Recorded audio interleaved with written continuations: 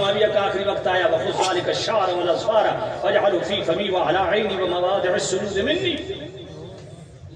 یہ نامی جل فتاوی رضویہ شریف ہے نا الحرف الحسن، اس کے اندر اعلیٰ حضرت نے پوری ڈیٹیل سے اس حدیث کو بیان کی ہے.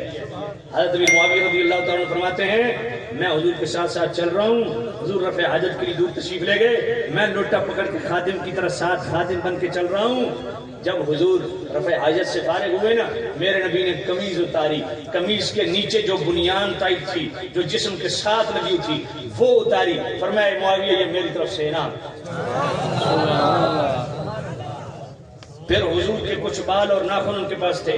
جب آخری وقت آیا نا فرمایا یہ حضور کے جسم سے لگنے والی یہ قمیض شریف یہ میرے کفن میں رکھ دینا، اور یہ حضور کے چند بال اور ناخن وَخُذْ ذَلِكَ الشَّعْرَ وَالْأَظْفَارَ فَاجْعَلْهُ فِي فَمِي وَعَلَىٰ عَيْنِي وَمَوَاضِعِ السُّجُودِ مِنِّي. اس کو میرے منہ میں رکھ دینا، میری آنکھوں میں رکھ دینا، میرے سجدوں کی جگہ پہ رکھ دینا، یہ میری راحت قبر کا سامان ہے. مجھے بتاؤ اس حدیث کو مستدل کیوں بنا رہے ہیں غزالی زمانہ؟ کوئی سمجھ نہیں آئی کیا؟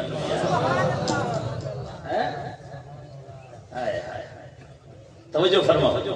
میں آپ کی خدمت میں کیا عرض کر رہا تھا؟ اعلیٰ حضرت فرماتے ہیں تم ان کے مشاجرات و نزاعات و اختلافات دیکھ رہے ہو اور اللہ شرف صحابیت دیکھ رہا ہے. سنو میرے اعلیٰ حضرت رحمۃ اللہ علیہ شریف 29ویں جلد التحبیر بباب التدبیر جو رسالہ ہے نا اس کا آخری پیراگراف یہی حدیث ہے جو کہ معجم الاوسط امام طبرانی لائے 3224 حدیث کا نمبر ہے. میرے نبی نے فرمایا ستکون لاصحابی بعدی ذلۃ، فرمایا میرے غلاموں میرے بعد میرے صحابہ سے لغزشیں ہوں گی. یغفر اللہ لہم لسابقتہم، اللہ ان کی تمام لغزشوں کو اس لیے معاف کر دے گا کہ یہ مجھ سے شرف صحابیت رکھتے ہیں. ثم یأتی من بعدہم قوم، فرمائے قوم آئے گی جو صحابہ کی نزاعات و مشاجرات و نزاعات اختلافات محاربات کو بہانہ بنا کے صحابہ پہ منہ مارے گی، تانا زنی کرے گی یا بگوئی حضرت صحیح سے کام لے گی.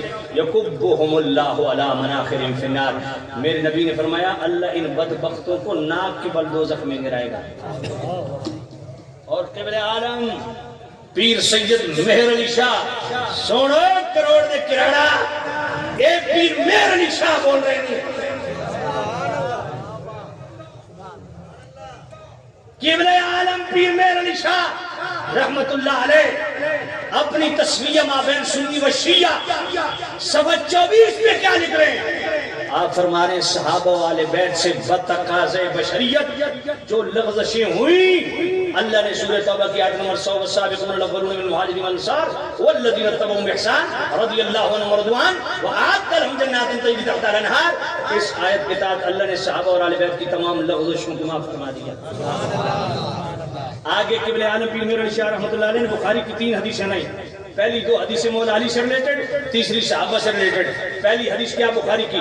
مولا علی پاک فرماتے ہیں نبی پاک ہمارے پاس آئے اور مجھ سے اور فاطمہ سے پوچھا تم نماز تہجد پڑھتی ہو؟ مولا علی نے فرمایا میں نے عرض کیا یا نبی اللہ ہمارے دل اللہ کے ہاتھ میں ہیں، جب وہ اٹھاتا ہے ہم اٹھ جاتے ہیں. یہ بات سن کے نا میرے نبی نے یوں ران پہ ہاتھ مارا اور یہ آیت پڑھی وکان الانسان اکثر شیء جدلا. اب مجھے بتاؤ یہ آیت حضور کس کے لیے پڑھ رہے تھے؟ سمجھ کوئی نہیں آئی. میں نے کہا گولڑویو غور فرماؤ ذرا، مہربانی فرماؤ قبلہ عالم کیا لکھ رہے ہیں. پیر میر علی شاہ رحمت اللہ علیہ فرماتے ہیں یہ وکان الانسان اکثر شیء جدلا، یہ حضور کلام کس سے کر رہے تھے؟ مولا علی سے. یہ انسان تو بڑا سخت جھگڑالو ہے. اب پیر میر علی شاہ رحمت اللہ علیہ فرماتے ہیں اس سے بالکل واضح ہو گیا کہ مولا علی کا جواب اس مقام پہ درست نہیں تھا. سبحان اللہ. اور حضور واپس چلے گئے. اب دوسری بخاری شریف کے حدیث میں میرے علی شاہ لائے فرماتے حدیبیہ کے مقام پہ جب میرے کریم رؤوف الرحیم نبی نے ان کو محرر تحریر جناب والا مقرر کیا فرمایا تحریر لکھو. انہوں نے لکھا محمد رسول اللہ. مشرکین نے کہا آپ کو رسول مانتے، جھگڑا کس بات کا تھا؟ میرے نبی نے علی مٹا دو. مولا علی نے نہیں مٹایا. پھر میرے علی شاہ رحمۃ اللہ علیہ فرماتے ہیں اس کو مولا علی کی ہم خوبی لکھتے ہیں جبکہ یہ بھی مولا علی کی لغزش ہے. جب حضور نے حکم دے دیا تھا مولا علی مٹا دیتے. سمجھ کوئی نہیں.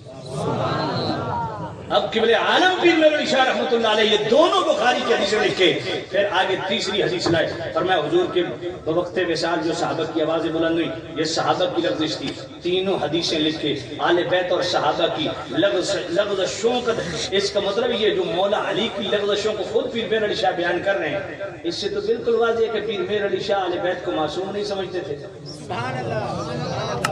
سمجھ گئی؟